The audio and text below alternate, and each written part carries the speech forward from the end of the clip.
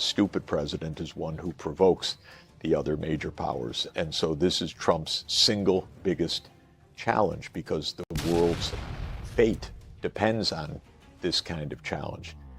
Trump said that he understands Putin's point of view, that, in other words, if he were Putin, and I'm putting a little bit of words in Trump's mouth, but if he were Putin, he'd understand why NATO enlargement wouldn't look good.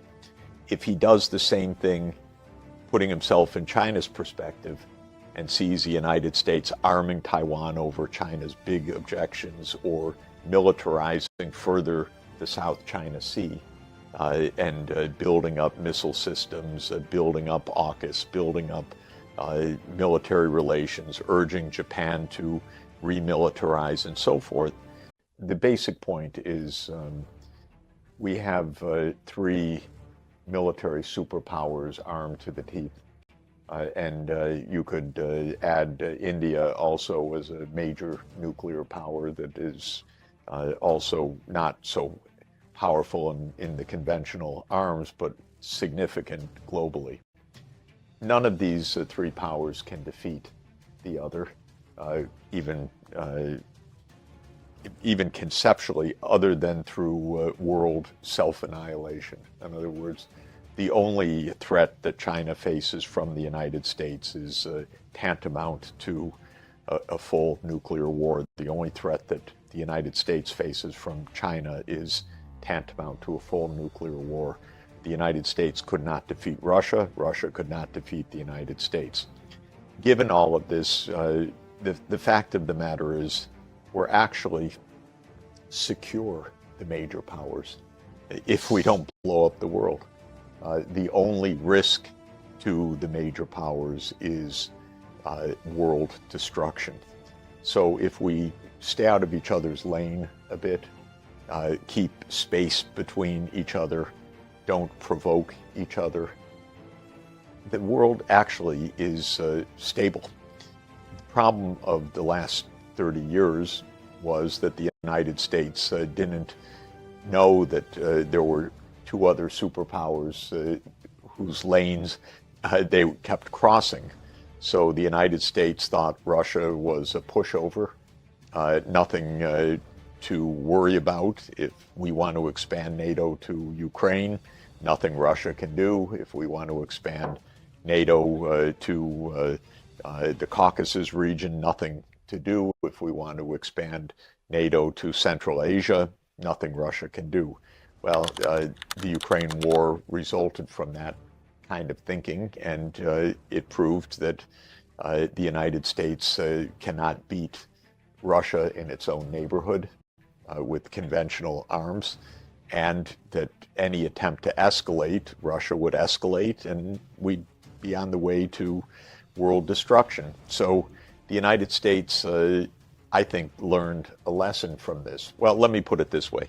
The United States should learn a lesson from this, which is that its own behavior was obnoxious, provocative, and dangerous. The question is, did the United States learn the same lesson vis-a-vis China? Because there obviously are two provocations by the U.S. in China. One is Taiwan, and the other is the South China Sea. And if the United States is halfway sensible, it will say, we're not going to disturb you in your own neighborhood. This is your own business. And if the U.S. does that, there will be peace, there will be normal relations, there will be mutual security. If the United States says, well, we can do what we want, or it's worth provoking China, there will be disaster. Trump is probably a little bit less likely to provoke China than Biden was. Biden's administration was really incompetent, and they were rude to China, did not engage in diplomacy with China. A couple of meetings were held so that not everything fell apart, but basically it was a terrible administration. The United States is in a very confused mood.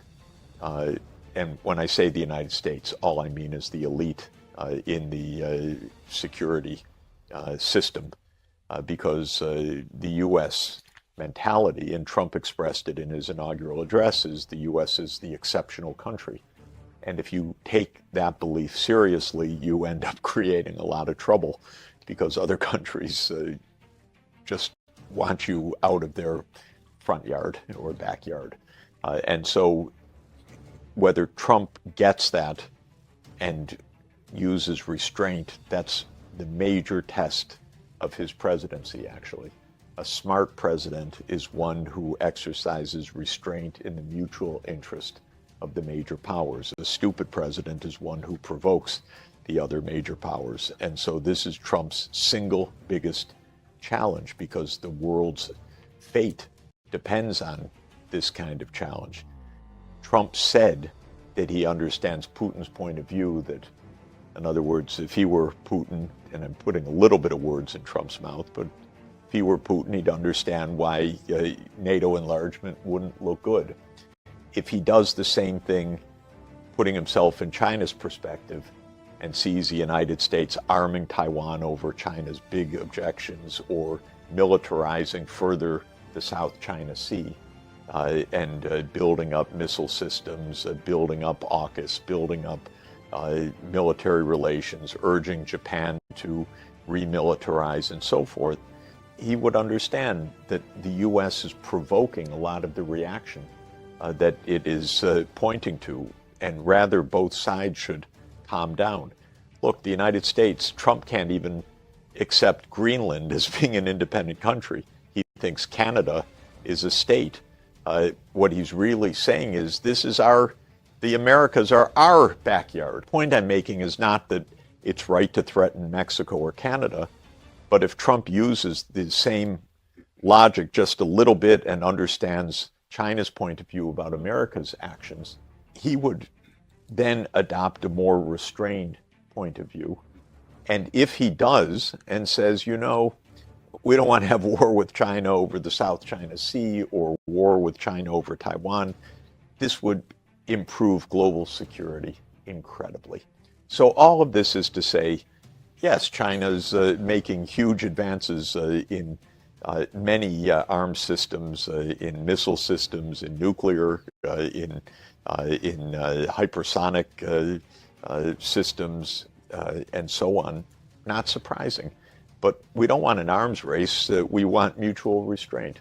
And this is really the question of whether the two sides can be smart enough to say, if we back off a little bit, don't encroach on each other's core interests, then the tensions will come down, and we could actually make more money, have a better life, have more security, and so on.